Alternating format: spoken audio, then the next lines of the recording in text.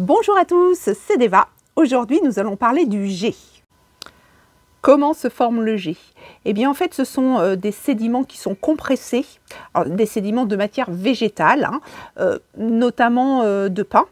Et elles ont subi une carbonification, c'est-à-dire qu'elles se sont mélangées avec des atomes de carbone. Donc c'est ce qu'on appelle une gemme organique, puisqu'elle provient d'un végétal. Et le jet fait donc partie de la famille des lignites. Il a une dureté de 3. Donc on peut le sculpter au couteau et d'ailleurs c'est recommandé parce que il s'échauffe très facilement avec des appareils mécaniques et donc il peut casser. Il se polit extrêmement facilement, donc vous avez tout de suite un beau rendu polymiroir et il est de faible densité, c'est-à-dire qu'il est ultra léger. D'où vient le nom jet? Alors à l'origine, c'était pas son nom, c'était une pierre qu'on appelait gagate parce qu'elle provenait justement de cet endroit-là. C'est une région, c'est une ville et en même temps un fleuve d'Asie mineure. Donc c'était la pierre de Gagate. Puis après, avec les déformations de la langue, c'est devenu jaillette. D'ailleurs, les Anglais appellent toujours cette pierre jet et les Allemands l'appellent toujours gagate.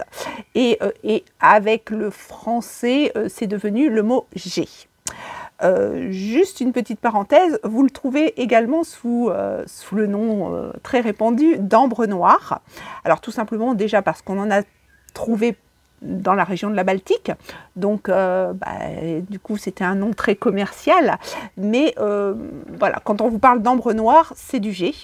Alors souvent justement le mot ambre fait multiplier le prix, mais non, le jet c'est une pierre qui est relativement commune, donc il n'y a pas de raison de payer ça une fortune. Histoire. Alors le jet a beaucoup servi pour façonner des amulettes de protection. Comme je vous ai dit, c'est relativement facile à sculpter. Donc on a retrouvé des amulettes dans la Rome antique, chez les peuples scandinaves, chez les Navarros aussi. Et il faut savoir qu'en Europe, au Moyen-Âge, lorsqu'on avait un morceau de jet dans sa poche, eh bien ça protégeait des sorcières. Et plus tard d'ailleurs, on en a fait des croix et puis des chapelets. Et en Angleterre, il y a eu une utilisation un petit peu plus particulière puisque c'était la pierre pour le deuil. Alors, voilà, on mettait une pierre de jet dans le cercueil de la personne pour l'accompagner et la protéger dans l'au-delà. Au niveau des vertus en lithothérapie. Alors bien sûr, la pierre de jet est toujours considérée comme une pierre de protection relativement puissante. Moi, j'ai dans mes clients des gens qui s'en servent, notamment quand ils vont nettoyer des maisons où il y a des petites choses pas très sympas. Donc, c'est un bon bouclier contre les énergies négatives. C'est aussi une pierre qui va vous donner du courage. Alors, quand vous êtes vraiment au bout du rouleau, quand vous sentez que voilà, la dépression va vous gagner parce que vous n'en pouvez plus, c'est trop de choses, trop, le surplus de tout. Et à ce moment-là, une pierre de jet, ça peut vous redonner de la motivation, vous voyez, ça peut enlever un petit peu les idées que vous pourriez avoir, négatives bien sûr, et ça rebooste en fait. Voilà. Et enfin, cette pierre est aussi utilisée pour tout ce qui est deuil, donc pour surmonter un deuil, pour passer à autre chose, on va dire, même si on n'oublie pas la personne décédée, bien sûr, mais ça permet un peu de franchir le pas. Traitement et imitation. Alors malheureusement, on trouve des roches carbonées, autrement dit du charbon, que l'on fait durcir par plastification. On utilise quelquefois aussi de l'asphalte, de même que certaines lignites, comme par exemple le Cannel Coat ou le Bog Oak. Alors ça a beaucoup été utilisé pour fabriquer des objets, notamment des vases.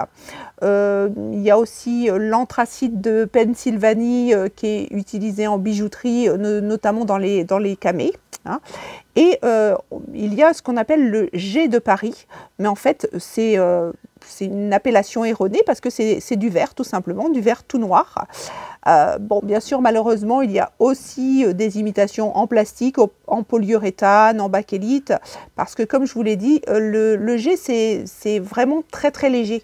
Donc, c'est compliqué de faire la différence, mais vous pouvez toujours utiliser une aiguille chauffée.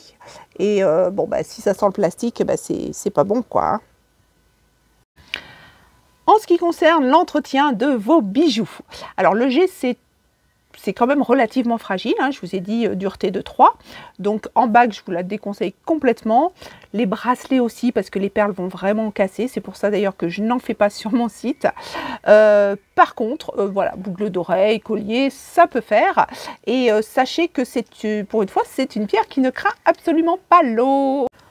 Voilà, je pense que je vous ai à peu près tout dit, donc vous savez comment ça marche, on met son pouce, on s'abonne si c'est pas fait, et on se dit à la semaine prochaine.